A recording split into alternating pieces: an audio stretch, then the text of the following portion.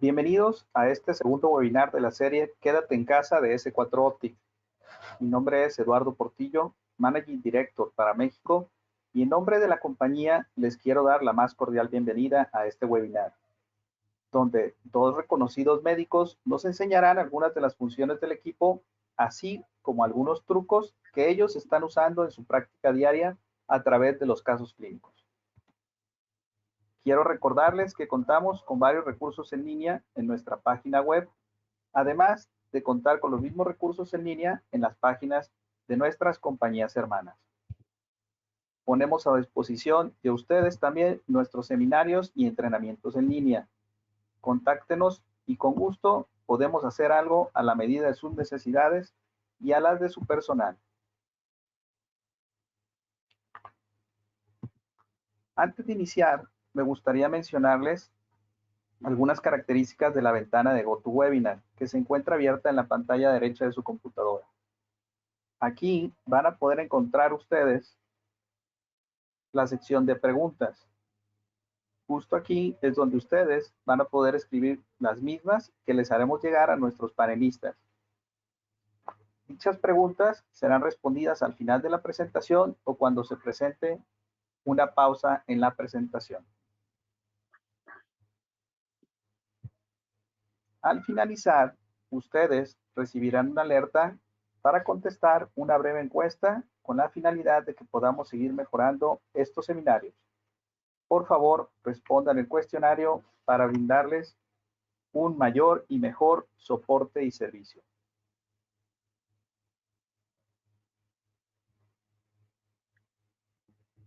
Es para mí un honor contar con estos preparadísimos expertos corneólogos.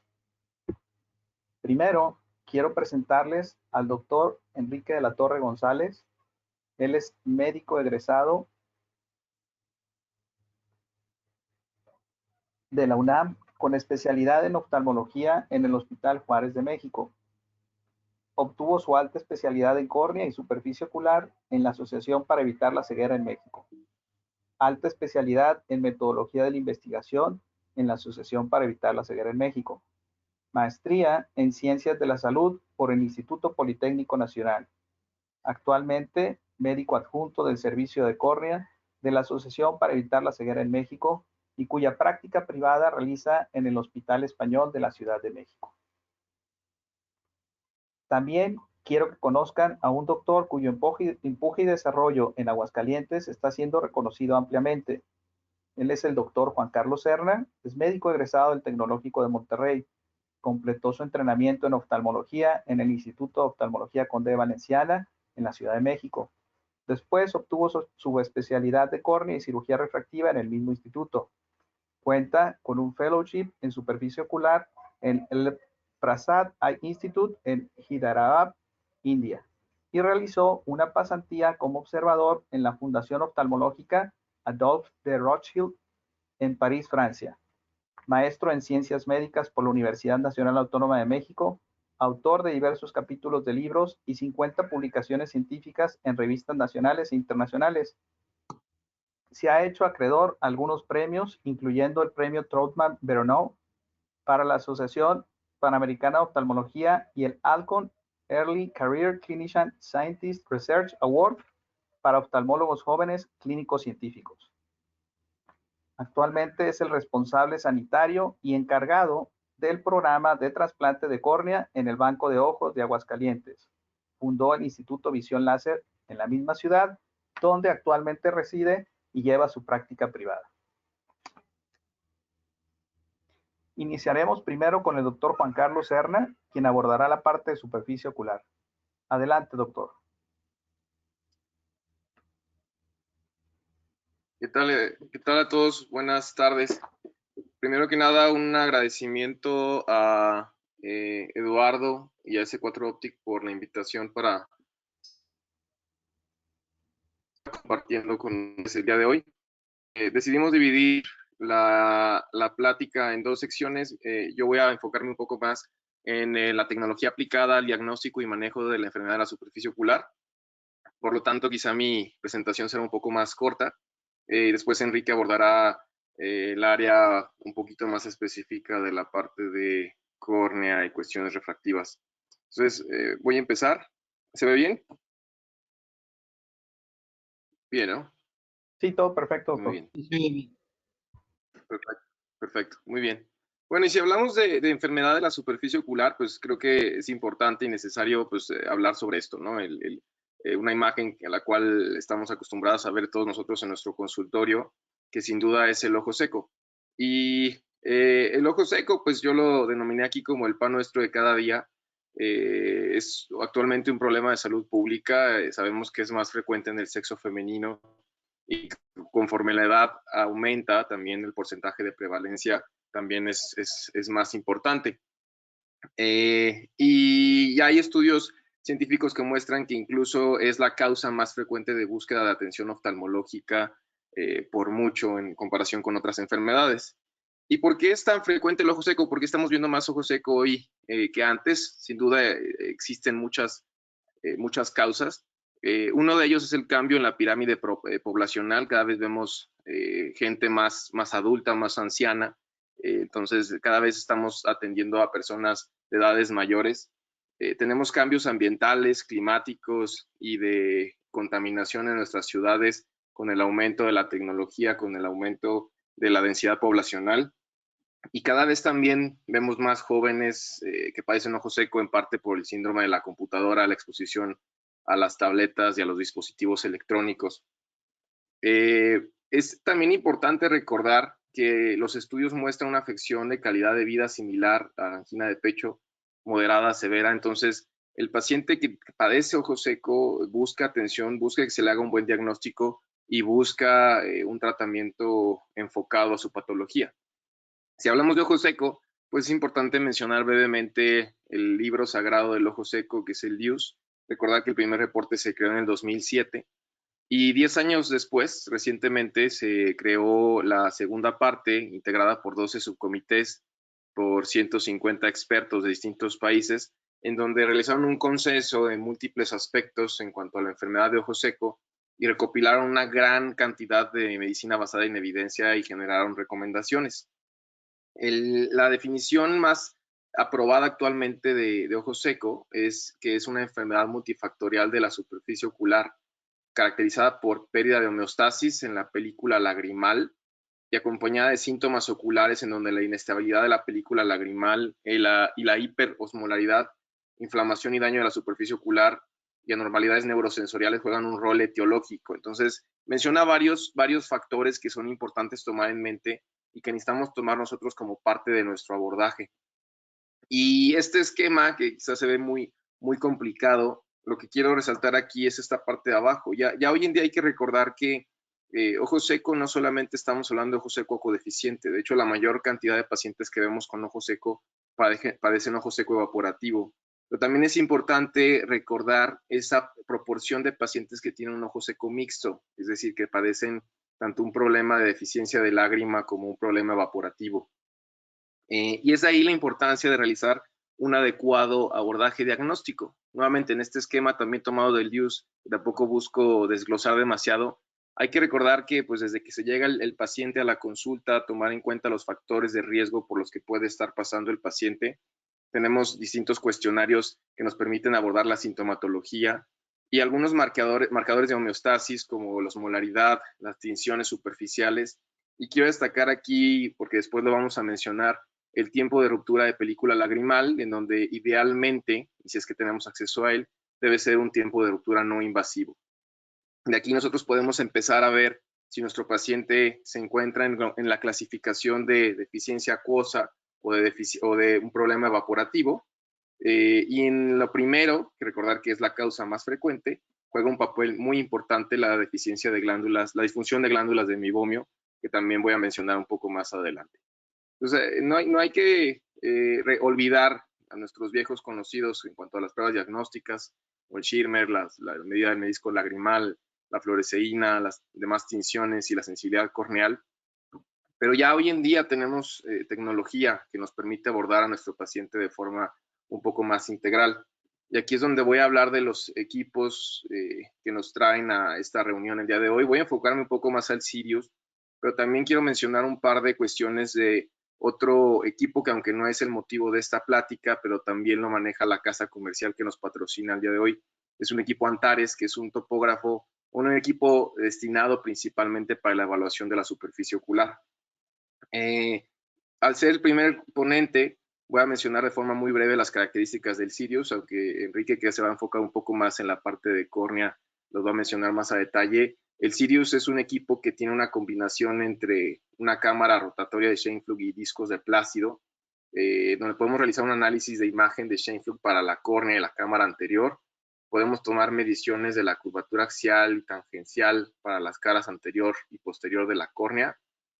Podemos tener un análisis de poder refractivo de las caras anterior y posterior, y podemos realizar un análisis de wavefront y un análisis de la calidad visual. Contamos con una distancia de trabajo de 80 milímetros, 22 anillos de Plácido, más de 21,000 puntos medidos para la superficie anterior y 16,000 para la posterior, y un diámetro corneal cubierto de 0.4 a 12 milímetros de diámetro, además de un rango muy amplio de dioptrías y la capacidad de hacer una pupilometría estática y dinámica. Y esta es una de las pruebas que voy a mencionar un poco más a detalle respecto a lo que nos ofrece tanto el Sirius como el Antares en la evaluación del tiempo de ruptura de película lagrimal no invasiva.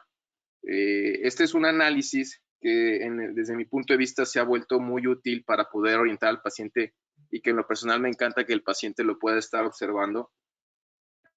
Lo que tenemos nosotros es la medición del tiempo de ruptura de la lágrima. Voy a colocar de nuevo el video que creo que no se pudo correr. El análisis lo que hace es tomar un video de la lágrima en el ojo, la distribución en el ojo del paciente, y empieza a marcar los tiempos a lo largo de la evolución en la que el paciente se mantiene con su ojo abierto, los tiempos en los que la lágrima se empieza a romper y la distribución de la misma. Entonces, es un estudio que se vuelve muy convincente para el paciente en el momento en que el paciente ve su lágrima y ve la forma en la que se distribuye y se rompe con el paso del tiempo.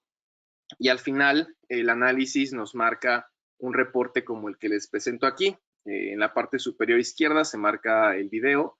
En la parte superior derecha va marcando primero con rojo las zonas de la lágrima que se rompieron de forma más temprana, en amarillo las zonas de la lágrima que se rompieron de forma intermedia, y en verde aquellas que no tuvieron ruptura. Debajo de esa me marca ya con segundos los tiempos en los cuales tuvimos una ruptura de lágrima. Y en la parte de la gráfica vemos primero una línea verde en el eje horizontal durante el tiempo en el que no tenemos ruptura de lágrima. Después marca una primera medida en donde me marca el tiempo en el que empieza a romperse la lágrima, y me marca una segunda medida en el tiempo en el que marca el promedio de la ruptura de la película de la lágrima. Otro de las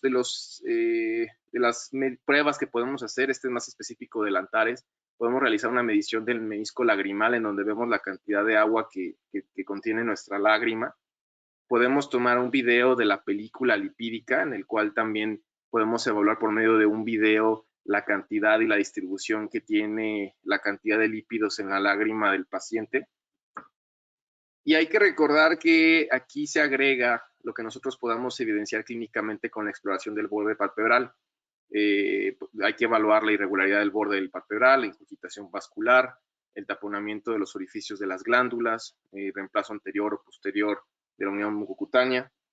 Y aquí es donde entra la importancia de la evaluación de la disfunción de glándulas de meiomio. Hay que recordar que mencionábamos que dentro de los pacientes que vemos con ojo seco, el tipo evaporativo es el más frecuente, y la causa más frecuente de ojo seco evaporativo sin duda es la disfunción de glándulas de meibomio, el cual empieza a generar cambios a nivel de la anatomía de estas glándulas, generando alteraciones en los ductos, dilatación, tamponamiento, y en una evolución importante puede llegar a generar incluso atrofia de las glándulas. Y aquí es donde se empieza a generar el famoso círculo vicioso de esta condición, lo cual puede generar propensión a infecciones, inflamación y generación de factores proinflamatorios que afectan también el ojo seco. Y pues en ocasiones vemos pacientes con estas características, ¿no? Alteraciones muy evidentes del borde del párpado, ingurgitación vascular, hiperemia de la superficie vulvar, tanto tarsal, alteraciones de los puntos lagrimales, una alteración completa de la superficie ocular, mostrando incluso cambios cicatrizales a nivel tarsal, que puede llegar incluso a afectar la superficie de la córnea con nódulos de Salzmann. Pero no siempre es tan evidente, y en ocasiones, y algo también para poderlo hacer bastante objetivo, es el poder tener la capacidad de hacer un análisis de las glándulas de meibomio. Nosotros podemos hacer una meibografía en la cual, por medio de una escala, podemos hacer una comparación de las zonas que se encuentran afectadas de nuestros pacientes y las zonas que se encuentran con glándulas permeables. Tenemos varias técnicas para poder realizar la meibografía, en la cual se trata de una evaluación in vivo de la morfología de las glándulas de meibomio. Podemos hacerla por medio de OCT, podemos hacerlo por medio de confocal, pero sin duda muchos de los equipos que utilizamos actualmente lo hacen por medio de tecnología infrarroja. La tecnología infrarroja lo que hace es utilizar una fuente de luz infrarroja con un filtro y una cámara que me permite evaluar de forma en vivo la dilatación y la anatomía de las glándulas de meibomio. Podemos evaluar distintas cosas al momento de que ya tenemos una evaluación infrarroja, la pérdida glandular, el acortamiento, la distorsión, la dilatación, el corte de las glándulas y los cambios de tipo lazo. Y en esta serie de fotografías que voy a presentar, que son cortesía de los doctores Manuel Garza y Nayeli Ramos, a quienes agradezco, podemos ver nosotros los grados de daño que pueden presentar nuestros pacientes, desde en la zona izquierda un grado 0, un grado 1, en donde ya empieza a haber cierto grado de pérdida de las glándulas, un grado 2 y un grado 3 respectivamente, en donde ya cada vez es más la pérdida considerable de anatomía de las glándulas, hasta la presencia de un grado 4, en donde pues, prácticamente es una pérdida total y una zona muy importante de atrofia de las glándulas de meibomio. Y todo esto podemos llegar nosotros a compilarlo en un reporte. Este es una actualización que hasta hace poco solo está disponible en el Antares. Una actualización reciente del equipo Sirius ya lo puede incluir. Y si se fijan, el reporte marca muchas de las situaciones importantes que tenemos que valorar en nuestros pacientes que tienen ojo seco. Hay que recordar que no todas las características que se presentan aquí vienen en estos aparatos. Por ejemplo, en el Sirius no tenemos todo. Depende mucho de las características de la población que maneje cada persona, del enfoque que tenga hacia el análisis y tratamiento de los pacientes que tienen ojo seco. La actualización contiene ya un reporte, un cuestionario OSDI, en donde como forma, incluso a veces con el paciente en la sala de espera, podemos empezar a llenar los síntomas en los cuales el paciente puede tener relación con el ojo seco en cuanto a sus actividades diarias, y después integrarlo poco a poco en este reporte. Entonces, si se fijan, tenemos a la mano el cuestionario, colocamos nosotros la cantidad de hiperemia generalmente en comparativa con ciertas escalas. Podemos realizar con la tecnología la meibografía para ver la cantidad de daño de las glándulas, la altura del menisco lagrimal, al cual esa la tenemos que tener aparte, el tiempo de ruptura, que también lo marca el equipo, y si contamos con la osmolaridad podemos llegar a clasificar al paciente en una categoría de ojo seco de acuerdo a la situación que presente. Entonces tenemos varios componentes importantes en este reporte: el cuestionario, la hiperemia, las glándulas del meibomio, el menisco lagrimal, el tiempo de ruptura y la osmolaridad, la cual tenemos que obtener de forma independiente. Entonces, para finalizar, voy a presentar algunos casos del impacto que tiene la tecnología en el manejo de estos pacientes. Y en lo personal, además de una evaluación diagnóstica, me ha servido mucho para el manejo de mis pacientes en cuanto a la educación. De hecho, hay que recordar que un área específica del IUS está enfocada a la educación al paciente y al hacerlo consciente de la situación que presenta. Este es un paciente de 6 años con antecedente de múltiples orzuelos, ojo seco severo, que después de haber acudido ya a múltiples consultas con múltiples médicos y después de venir conmigo, al no seguir las indicaciones que se presentan, y ahí lo han dicho varios de mis maestros, a veces desde que el paciente llega al consultorio se ve el diagnóstico y las características de sus párpados. decidimos hacerle a este paciente una mamografía precisamente para enfocar y hacer consciente a los padres de la importancia del daño que se estaba generando ya en la anatomía glandular y recordar que la disfunción y la atrofia de las glándulas de meibomio no es exclusiva de los pacientes adultos, que también se puede presentar en pacientes pediátricos, sobre todo si se agregan a otras condiciones de base de los pacientes. Esta es otra paciente que llegó de 59 años con antecedente de cirugía de nervio trigémino, una parálisis facial severa y atrogénica, la cual ha mejorado muchísimo con terapia, una queratitis por exposición sin sensibilidad corneal. Y pues parte importante de lo que yo quería valorar con esta paciente era cómo estaba actualmente, ya que se había recuperado bastante de su anatomía y su movilidad de los músculos faciales. Y pues podemos ver cómo, incluso manteniendo el ojo abierto durante una gran cantidad de segundos, su lágrima se distribuye de forma perfecta a lo largo de toda la superficie corneal. En general es una paciente que, si en este momento se encuentra asintomática y podemos tratarla de forma adecuada, no tenemos que hacer más manipulación ni más cambios en su tratamiento de superficie ocular. Y finalmente, un paciente masculino de 68 años que acude con síntomas de ojo seco. Le han dicho múltiples veces que su lágrima no funciona, tiene úlceras corneales de repetición. Y si se fijan, prácticamente todos los tratamientos que le han dado están muy enfocados a la disfunción de glándulas de meibomio.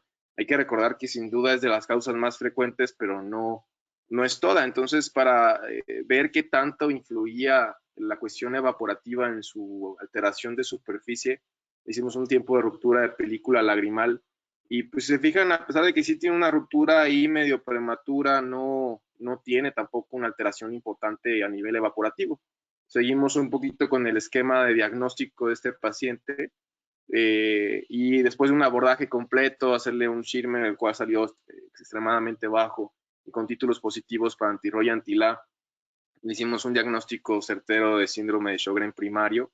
Y por recordar que estos pacientes necesitan forzosamente inmunosupresión sistémica, si no su enfermedad de base no les permite corregir la situación del ojo seco. Entonces, a manera de conclusión de esta primera parte, pues cada vez estamos viendo más ojo seco y más enfermedades de la superficie. Es importante no dejar de lado las herramientas clínicas, pero recordar que tenemos tecnología la cual nos aporta ya mucho hoy en día y con la cual podemos realizar un adecuado diagnóstico y llevar a un adecuado manejo. Le agradezco mucho su atención y quedan mis medios de contacto ahí para cualquier situación o asesoría que les pueda apoyar. Muchas gracias, doctor. Tengo dos preguntas antes de pasar con el doctor Enrique.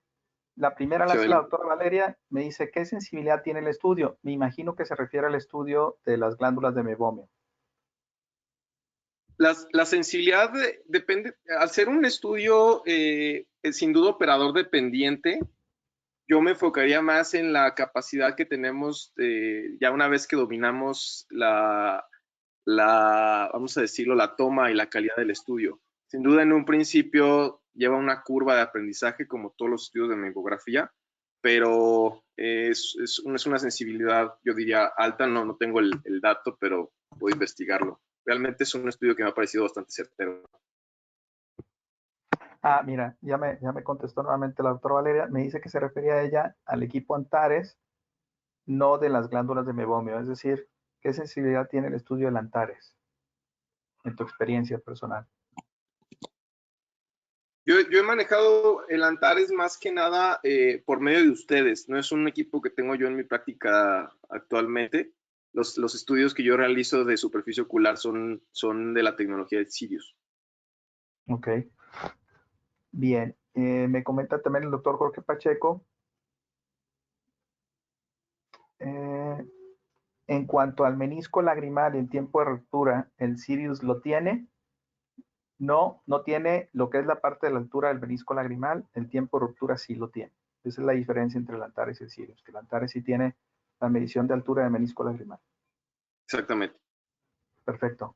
Bien, pasamos entonces ahora con el doctor. Veo que ya tiene aquí preparada su plática. Adelante, doctor. Gracias, Lalo. ¿Me escuchan bien? Sí, perfecto. Gracias a todos y espero que se encuentren bien. Vamos a dar inicio a esta segunda parte de la plática plática, enfocándonos un poco más al aspecto de la topografía, tomografía y algunas otras cosas que puede hacer este equipo. Y quisiera yo iniciar pues un poco con historia. Podemos nosotros medir el poder corneal de dos formas. Uno es a través de la obtención del poder de forma directa de la córnea, y otro es haciendo una triangulación respecto a la curvatura y a la elevación que tiene la córnea para obtener un valor del poder de la córnea. Y estas dos situaciones, poder y curvatura, están íntimamente relacionados, lo vamos a ver más adelante. Sin embargo, esto se remonta pues desde 1619, cuando se intentó medir la curvatura de la córnea. Y lo que se hizo en esta primera aproximación fue en una superficie que refleja de un diámetro conocido, comparar el tamaño de la imagen reflejada contra el tamaño de la imagen que se refleja en la córnea. Y de esa manera, cuando el tamaño de ambas imágenes era el mismo, podemos, bueno, pues se podría suponer de una forma más o menos burda la curvatura que tenía esa córnea. De una forma más precisa, y a pesar de que inició su desarrollo desde 1850, y modificaciones que tuvo después, pues la queratometría para medir el centro corneal al día de hoy sigue siendo un instrumento difícil de vencer, por no decir que no hay quien le gane cuando queremos medir los 3 milímetros centrales de la córnea. Y para poder lograr esto, pues lo que necesitamos saber son algunos supuestos con la fórmula que pueden ver ahí, donde si conocemos, si queremos conocer el radio que tiene la córnea y conocemos la distancia que tiene la mira con respecto a la córnea, que el queratómetro son 75 milímetros, el tamaño de la imagen y el tamaño de la mira, entonces podemos obtener de forma precisa el radio de la curvatura corneal. Sin embargo, como sabemos, estamos midiendo solamente los 3 milímetros centrales de la cara anterior de la córnea, y como pueden ustedes ver, pues también tenemos poder en la cara posterior de la córnea, que también nos da el aparato, y entonces cuando estos supuestos no aplican, podemos tener errores, ¿no? Que es lo que intentamos evitar cuando estamos nosotros viendo un paciente que ha sido sometido a alguna cirugía previa. Y bueno, una vez que tenemos el radio de la córnea, lo podemos convertir a un poder dióptrico. Ahora que sabemos este poder corneal, ¿es esto suficiente? Pues no es suficiente, porque si la córnea fuera una esfera perfecta, podríamos dejar las cosas ahí y no complicarnos tanto la vida, pero como sabemos, la córnea no es esférica, y los resultados que estamos teniendo con la queratometría solamente son aplicables para estos 3 milímetros centrales que cumplen con el supuesto de ser una curvatura esférica. Si queremos ver qué hay más allá del centro, entonces, digamos, históricamente las aproximaciones han sido estas, los anillos de Plácido de 1880, a los cuales se le estudian varias características, y esta es una cosa que tiene el equipo que a mí me gusta mucho, que podemos ver físicamente, podemos ver cuando estamos haciendo el estudio, cómo está la regularidad de la superficie cuando ésta se encuentra con un reflejo adecuado. Y es importante tener en mente cuando vemos estas imágenes, de hecho uno de los mapas que podemos pedirle al equipo que nos despliegue es la imagen de estos anillos, y se ve la forma, el tamaño, la regularidad, simetría, uniformidad que tienen estos, y en base a eso podemos nosotros inferir cómo está la curvatura antes de hacer la cuantificación. Y esto pues también ha sido objeto de un desarrollo, digamos, todo se va juntando. Este premio Nobel en 1911, Gustrand, probablemente más recordado por sus aportaciones a lámpara hendidura y el oftalmoscopio indirecto libre de reflejo, digamos, fue el primero en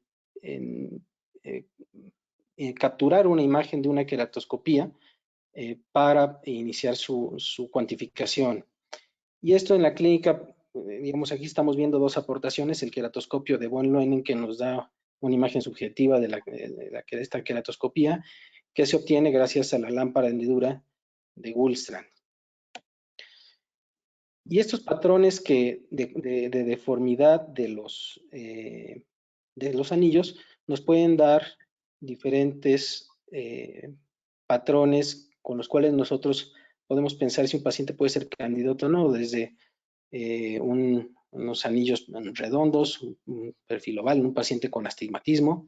Si vemos que tiene un encurvamiento superior o un encurvamiento inferior, que en el mayor de los casos hay que tener cuidado para descartarlo para una cirugía refractiva. Los moños cuando son simétricos o asimétricos, y los moños con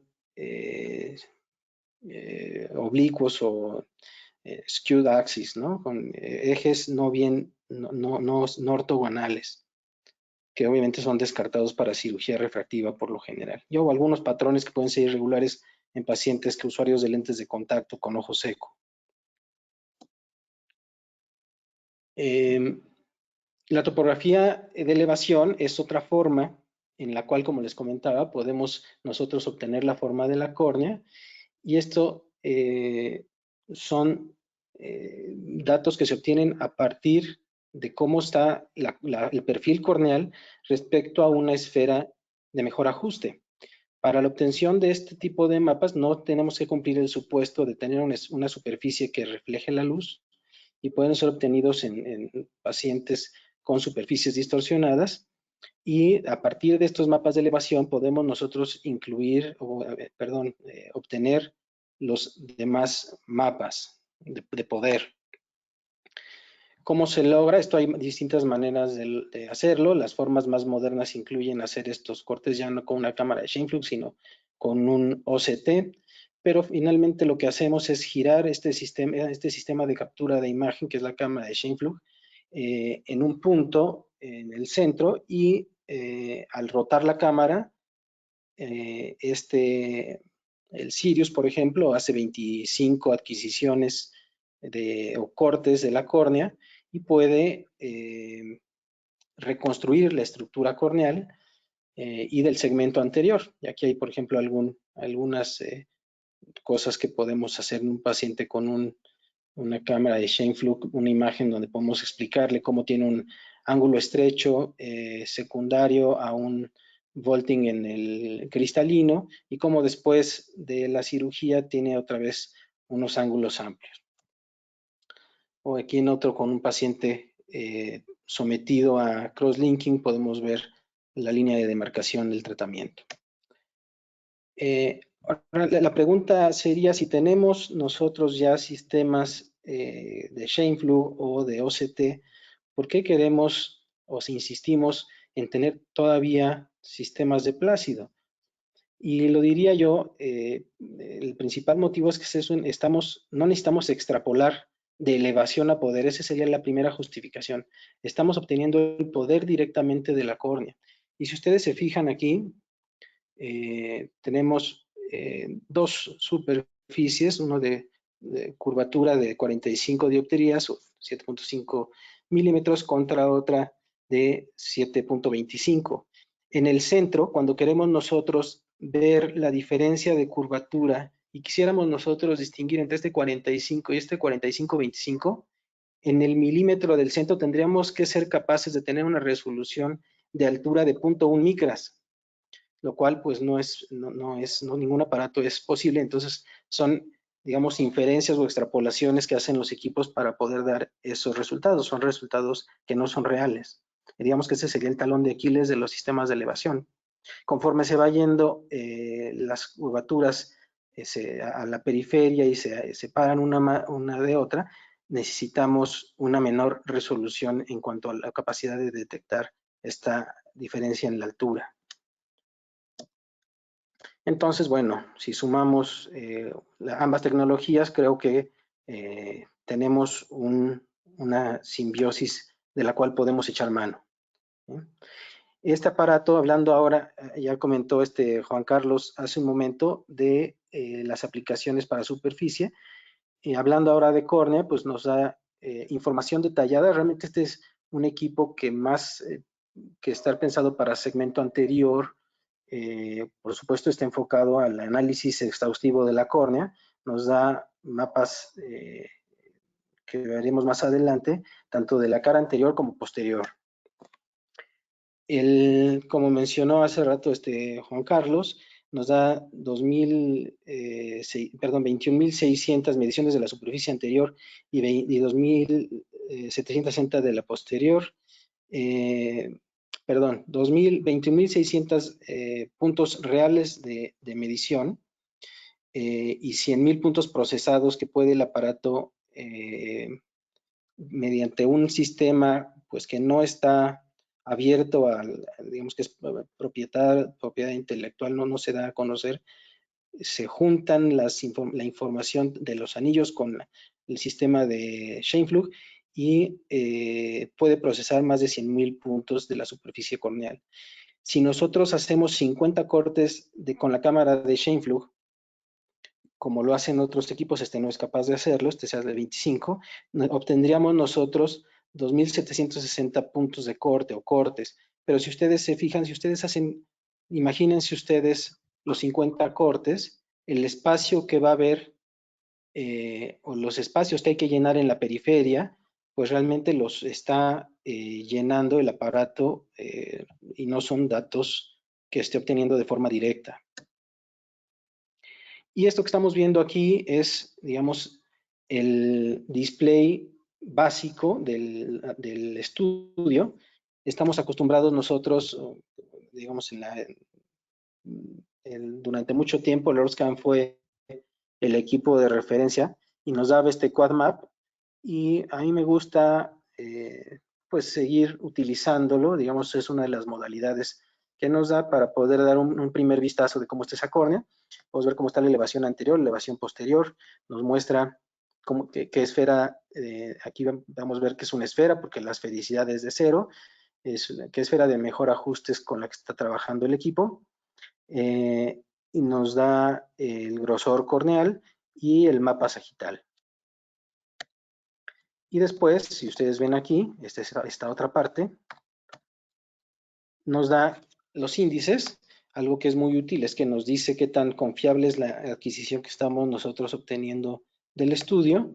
Nos da los índices de resumen que incluyen la distancia horizontal del iris visible para, por ejemplo, si queremos nosotros poner un ICL, el tamaño de la pupila, el punto más delgado de la córnea, dónde está el ápice corneal, el volumen corneal, la elevación que tiene el cristalino respecto a la línea horizontal de ambos ángulos, el volumen que tiene.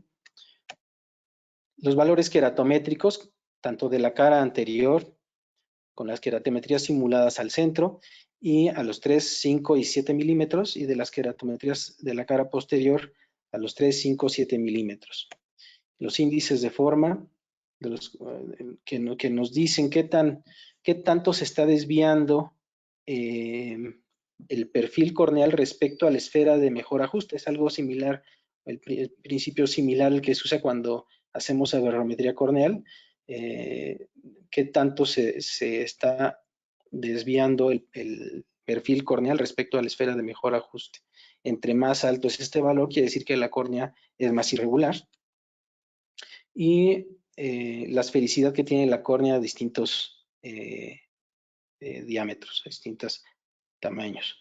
Y el análisis refractivo que nos da el cilindro que tiene el paciente, el poder medio de la pupila obtenido por análisis de trazado de rayos, la aberración esférica longitudinal en dioptrías, es el valor traspolado de la aberración esférica de alto orden, y el módulo de visualización de queratocono, que veremos también más adelante. Ok. Voy un poquito más rápido porque creo que queda poco tiempo, quedan 15 o 20 minutos. Es importante tener en cuenta que no todos los mapas de curvatura van a funcionar igual, y aunque el mapa axial es el que más se utiliza, y fue el primero en ser desarrollado, no es el más exacto y por lo tanto no es el más conveniente para poder hacer screening de queratocono. El más conveniente es el mapa tangencial, en el cual, como su nombre lo indica, hacen tangentes respecto a la curvatura en varias esferas que nos permiten obtener el poder de forma más precisa en la periferia de la córnea, mientras que en el centro los valores son prácticamente iguales al de un mapa sagital. No son tan atractivos a la vista porque son mapas que pueden parecer con más ruido, pero son mucho más precisos cuando queremos nosotros ver detalles de la córnea.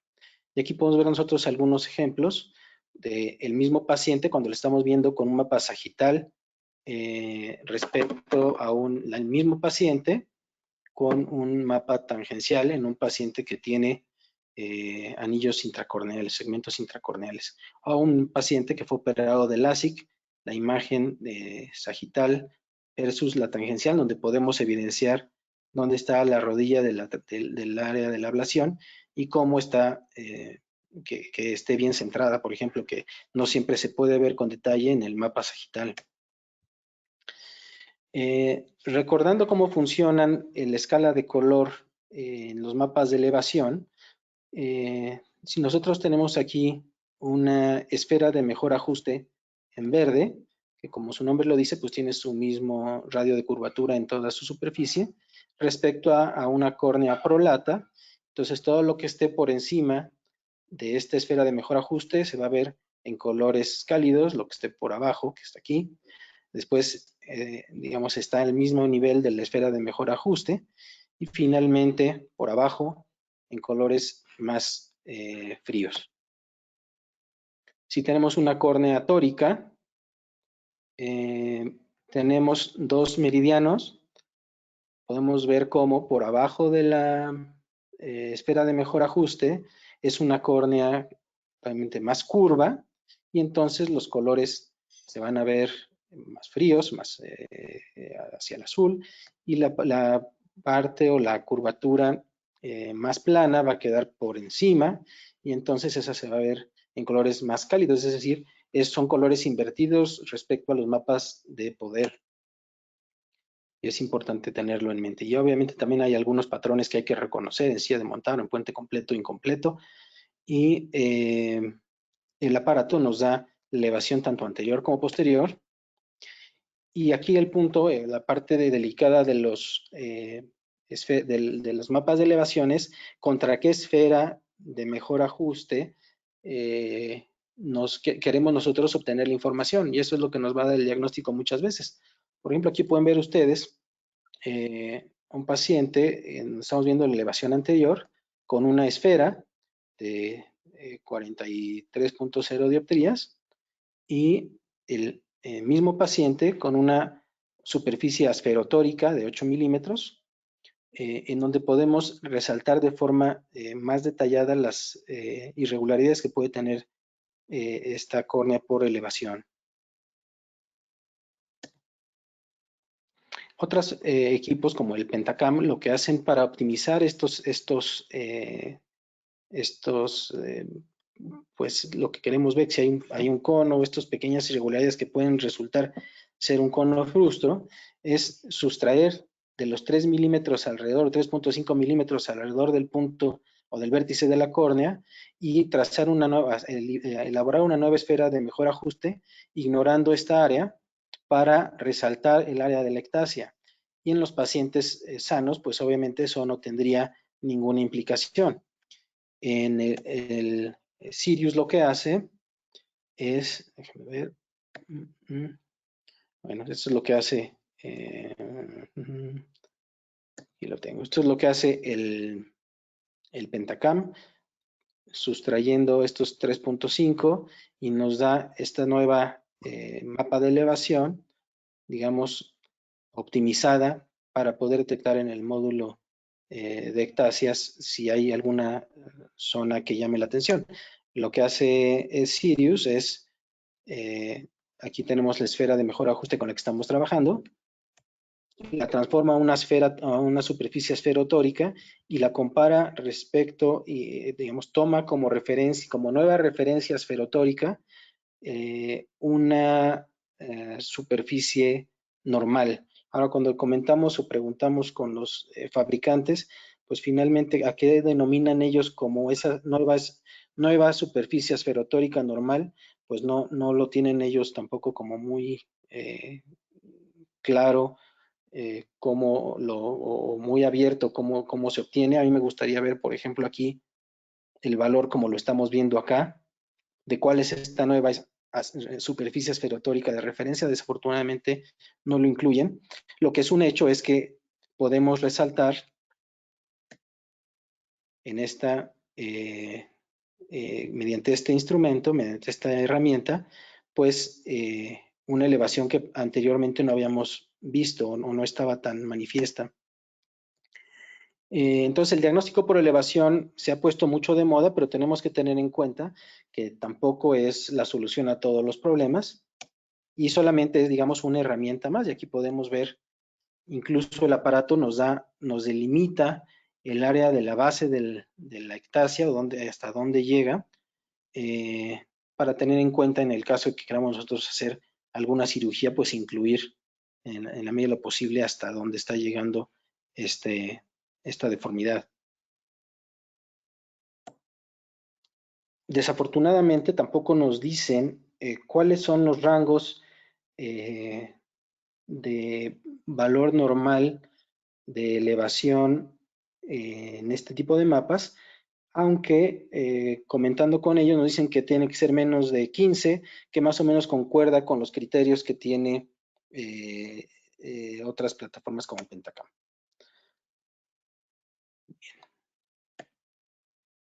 Ahora vamos a hablar nada más brevemente de aberrometría. Tenemos, este equipo nos da un análisis aberrométrico de la superficie corneal anterior y posterior. No nos da aberraciones más allá de la córnea, nos da las aberraciones totales y las aberraciones de alto orden, y nos da este display, me gusta mucho, de una forma gráfica y muy intuitiva, muy fácil de ver, en donde hubiera algún aumento en las aberraciones de alto orden, y abajo nos da las más comunes, aberración esférica de alto orden, astigmatismo, etcétera. Y podemos nosotros seleccionar si queremos que sean todas las aberraciones, o aquí seleccionar que sean las aberraciones de la cara anterior, de la cara posterior, a diferentes diámetros pupilares. Como sabemos nosotros, las aberraciones ópticas están estrechamente relacionadas con el diámetro pupilar. Y tiene otro módulo que es el de simulación de cómo está viendo el paciente. Este es un paciente prácticamente sin aberraciones. Podemos ver aquí cómo está el PSF muy pues delimitado, y la simulación de cómo está viendo el paciente con este MTF, que podemos ver nosotros también de una forma tridimensional, con una caída, ¿no?, más o menos lenta, que es lo que queremos ver nosotros en pacientes con pocas aberraciones ópticas, con un factor de transferencia alto. El mapa paquimétrico, que se obtiene de forma óptico, es decir, con la diferencia entre la reflexión de la imagen del corte de la cámara de Scheimpflug de la cara anterior y de la cara posterior de la córnea,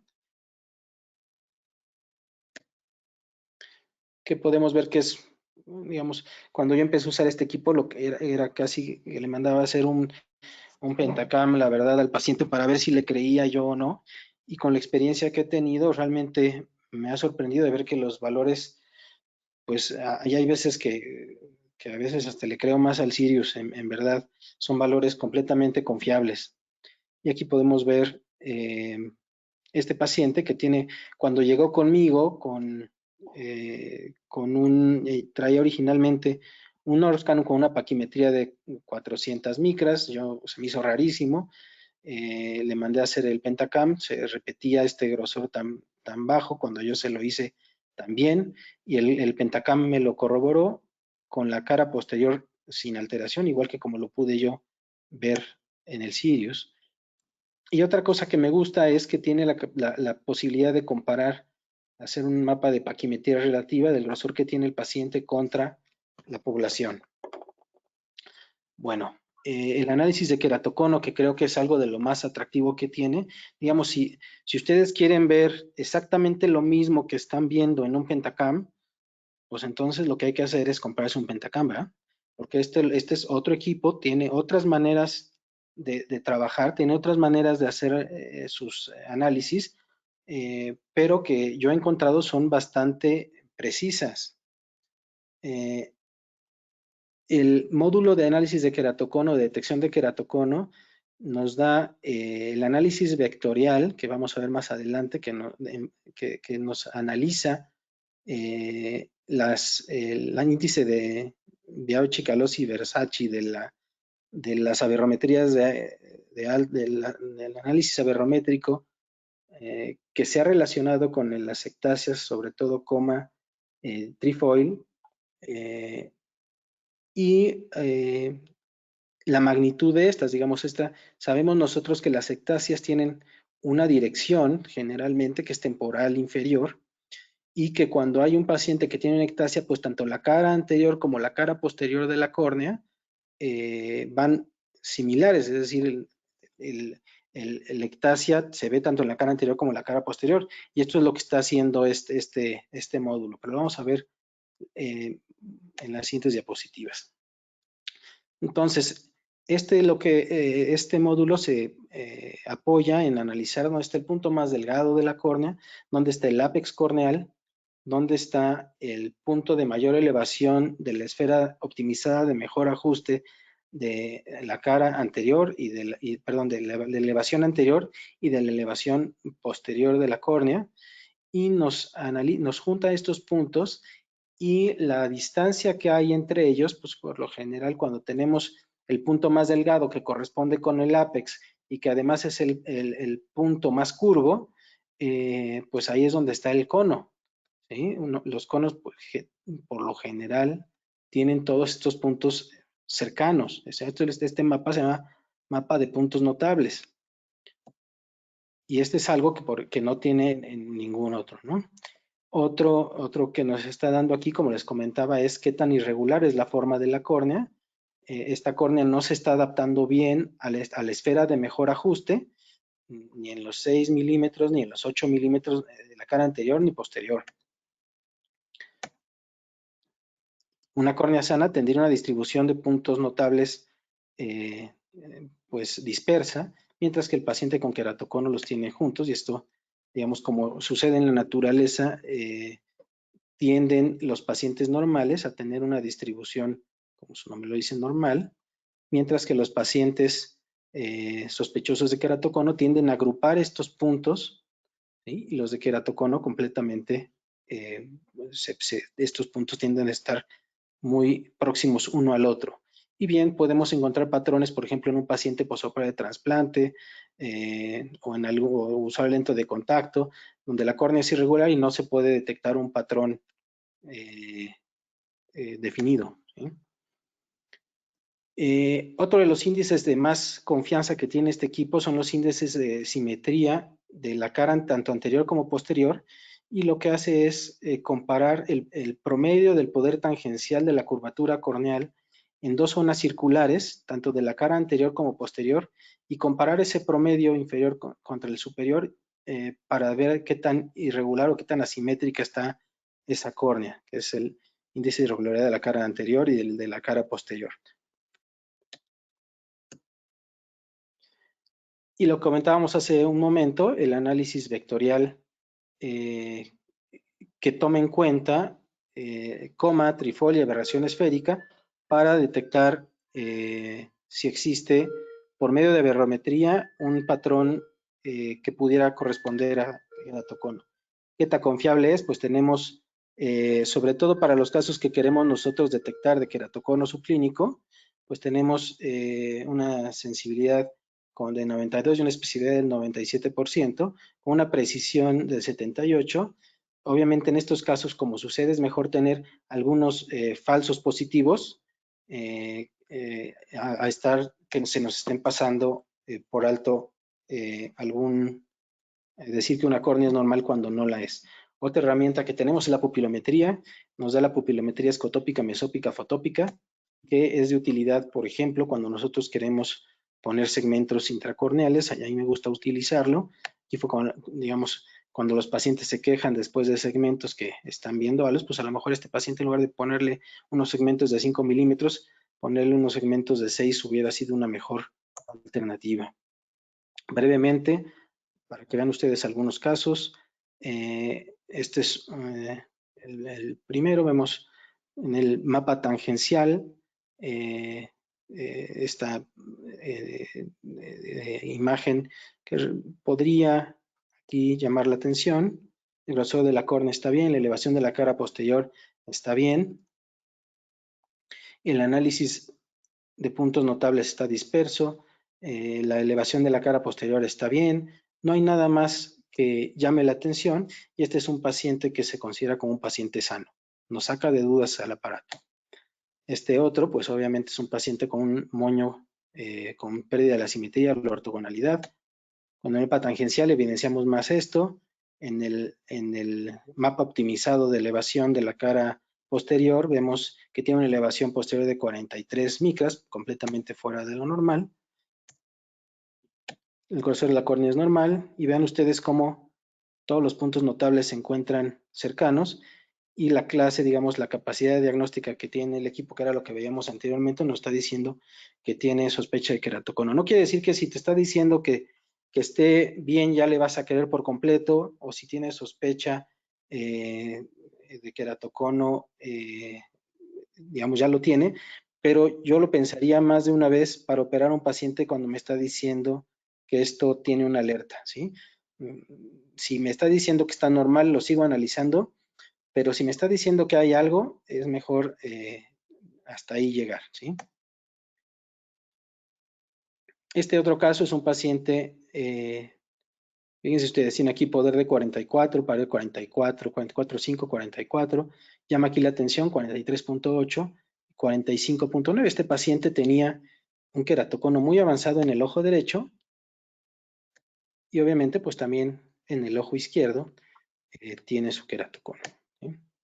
Vemos aquí también como en la gráfica de paquimetría relativa vemos esta caída súbita en el grosor corneal.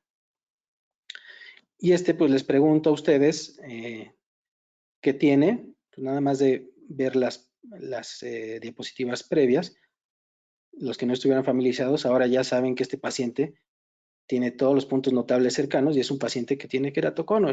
Si quieren ustedes ver los índices, fíjense cómo ustedes todos están fuera y este es el aspecto que tiene la topografía.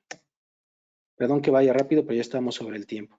También nos ayuda para planear el implante de segmentos intracorneales, el eje de la incisión, la profundidad en el sitio, la profundidad mínima en el trayecto del túnel. Y bueno, esto para poder hacer una reconstrucción de cómo quedó el paciente después. Bien, este es el paciente que les comentaba con paquimetrías delgadas. Sin embargo, a pesar de esas paquimetrías delgadas, con una córnea que por el momento no está ectásica y es una córnea solamente muy delgada. Comparando los mapas tanto del Pentacam como del Sirius, vemos valores muy similares.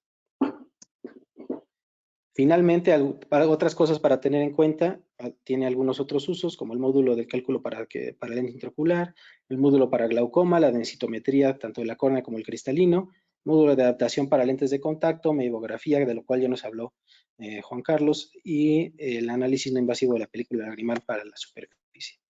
Muchas gracias por su atención y perdón por pasarme un poquito del tiempo.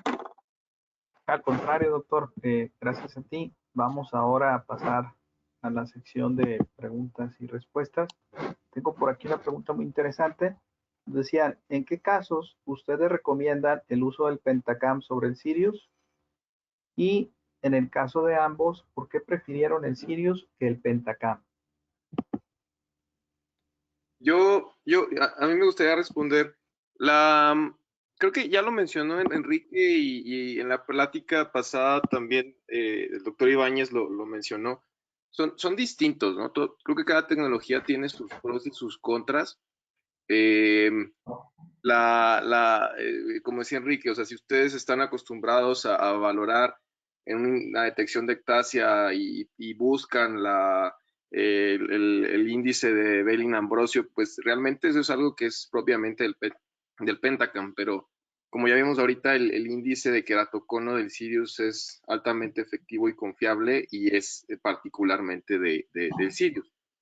Yo decidí utilizar Sirius sobre otro topógrafo, pensando en, a diferencia de Enrique, yo crecí o me entrené en córnea con el Sirius, en el Conde Valenciano lo teníamos ahí a un lado y yo me entrené con él, y pues desde hace 2 años en mi práctica diaria lo utilizo, por todo lo que ya hemos mencionado, todos los aditamentos que tiene, la confiabilidad, y es importante mencionarlo, el costo-beneficio que nos brinda el equipo.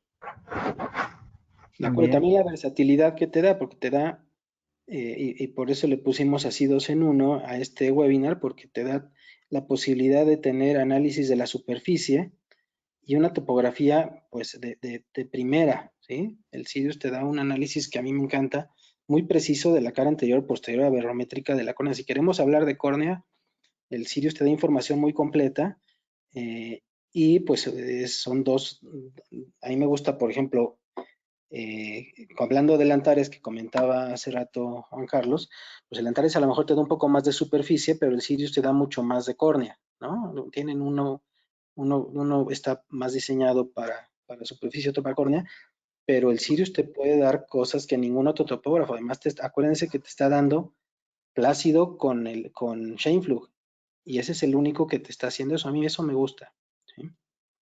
Y obviamente el costo-beneficio, ¿no? Eso por supuesto. Casi por mitad, ¿no? Sí. Bien, la otra pregunta es, al tener este equipo en tu consultorio y hacer los estudios para ojo seco, ¿ya no realizan los estudios clínicos convencionales de rompimiento lagrimal, primer y menisco lagrimal? Y junto con esa, y en la siguiente, ¿qué tan compleja es la toma de la mediografía en el Sirius? No, sin duda, creo que es un complemento y lo hemos platicado en varias reuniones. La tecnología no quita el beneficio clínico y las prácticas, perdón, las pruebas clínicas que estás acostumbrado a realizar. Sin duda, no cada paciente que llega al consultorio con ojos secos se le hace cualquiera de estos estudios, pero complementan pacientes refractarios, pacientes que necesitan cierto grado de educación. ¿Cuál era la otra pregunta? ¿Qué tan sencillo era de usar la parte de la toma de las mediografías en el Sirius? Lo mencioné brevemente en la presentación. Sin duda hay una pequeña curva de aprendizaje, pero realmente se monta un pequeño lente súper rápido en el equipo, se realizan un par de tomas y el estudio te va guiando para seleccionar el área de las glándulas, y que pueda realizar el análisis. Entonces es bastante rápido y fácil de realizar. Yo también yo le veo ahí de utilidad, perdón. Sí, Ahora que adelante. está muy también de moda el tratamiento del párpado, cuando tú le enseñas al paciente cómo tiene sus glándulas, al paciente como que se compromete más con su tratamiento que cuando tú nada más se lo platicas. Entonces también es una herramienta que hace que el paciente sea más apegado al tratamiento y a sus consultas, que cuando nada más le estás diciendo que se lave con shampoo de bebé y, ¿no?, eso que ya todos lo sabemos de memoria. Ahora con el advenimiento de las terapias térmicas del párpado, la luz pulsada, etcétera, creo que va muy bien como para herramienta no solo diagnóstica, sino de educación al paciente. Ok, correcto. Muy bien, muchas gracias. Los valores de queratocono del Sirius, ¿qué tan confiables son en su experiencia? ¿Los debo de confirmar con otros valores? Pues depende de qué valores estás hablando y regresamos al punto. Si tú lo que quieres ver es un módulo de Belin-Ambrosio, pues te tienes que comprar un Pentacam. Y si lo que estás queriendo es tener un Belin-Ambrosio en Sirius, no lo vas a tener. Pero si lo que quieres es diagnosticar un queratocono frustro, un queratocono en etapas muy incipientes, con las herramientas propias de Sirius que no va a tener Pentacam, es más que probable y fácil capaz de hacer este equipo. Entonces yo no creo que sea necesario Y te digo porque yo ya pasé por ahí. Al principio correcto. Cuando yo recién tenía el equipo, pues me daba, la verdad, es un poco de miedo, porque el problema que yo le veo a Sirius es que, uno, no es tan divulgado, y entonces muchos índices no son muy conocidos, pero conforme le vas agarrando la onda al equipo, ves que es súper confiable los resultados que te está dando. Pero no esperes ver lo que te está dando, como tú no le puedes pedir al Sirius que te dé un análisis, perdón, al Pentacam que te dé un análisis aberrométrico para ver si tiene el BCB alterado o no. Eso es la plataforma de Sirius, ¿no? El Pentacam. O sea, cada uno tiene sus cosas. Y el Galilei también tiene las del Galilei. Pero los 3 equipos son equipos de primera. Lo que pasa es que por tendencia, pues aquí en México, pues es el más utilizado, no es el Sirius. No sé en Europa, este equipo ves que lo hacen en Italia, no sé en Europa cómo vaya ahí la pelea entre Sirius y Pentacam. No sé si tú nos puedas decir más bien por ahí cómo le hacen allá. Es más comercial que en esta parte del continente, ¿no? Que es Europa y toda esa parte, sí es más comercial que Pentacam en relación a lo que tenemos en esta parte del continente, por lo mismo que mencionaba, ¿no? Hay más exposición del equipo, hay más penetración en el mercado, hay más speakers, más usuarios del mismo y por ende se ha compaginado mejor con los mercados. Última pregunta, dice, la medición de ambos equipos, Pentacam y Sirius, son comparables en este estudio en pacientes sanos. Lo reportamos. Esto me lo reporta el doctor Manuel Garza. Sí. Les voy a compartir aquí en la parte general esta parte. Yo creo que lo publicó en la revista mexicana de oftalmología, si no estoy yo equivocado. Dice Parra, Colin, Parra, Garza, León, M, Barrientos, Gutiérrez. Sí, fueron varios los colaboradores. Se los voy a poner ahí en la parte donde todos lo pueden checar. Se los vamos a compartir por correo electrónico. Muchas gracias, doctor Manuel, por la colaboración, para que lo tengan por ahí. Obviamente, como bien lo mencionaba, adelante, doctor Juan Carlos, ¿quieres? No, nada más quiero aportar a eso. Ya hay varios estudios, además del que realizó Manuel, que logran mostrar bastante buena correlación. Yo creo que es mucho de lo que comenta Enrique de pasar esa curva, o sea, aquellos que tienen como duda de familiarizarse con el equipo, una vez que adquieres estudios que son confiables y que tú te familiarizas con el equipo, yo les puedo decir que realmente tengo años ya sin tener que solicitar. Es más, nada más hay una situación, y se las voy a compartir, en la cual sí solicitó un Pentacam y es en pacientes que voy a operar de catarata por queratotomía radiada y en ocasiones incluso necesito pedir una tercera tecnología. Quizás es la única situación, pero para el resto de mis actividades diarias ya no tengo que enfocarme en otro equipo. Bien, también el doctor Jorge Pacheco nos está diciendo que hizo un protocolo en IMO en keratocono y las paquimetrías fueron las más cercanas al gol estándar, compararon con el Orscan y fue muy exacto en la parte topográfica, ¿no? Que es la que conoce el doctor Jorge. Hay obviamente, como bien decía el doctor Enrique y el doctor Juan Carlos, muchas otras funciones que tiene el equipo y más cosas que se están desarrollando. Hoy en la mañana tuvimos oportunidad de platicar con la gente en Italia y están sacando nuevas versiones, corrigiendo algunas cosas, mejorando otras más. Yo creo que vamos a tener que hacer otra segunda sesión para poder ahondar más en los temas de glaucoma, en los temas de anillos, en los temas del calculador de lentes, que se fijan, ni siquiera quisimos tocar el tema aquí por instrucción expresa de los 3. Entonces, les agradezco muchísimo, doctor Juan Carlos, doctor Enrique, excelentes presentaciones al panel. Muchas gracias por todas sus preguntas y su asistencia. La verdad es que les agradecemos mucho esta experiencia y les deseamos lo mejor. Seguimos en contacto. Gracias a todos y cuídense mucho.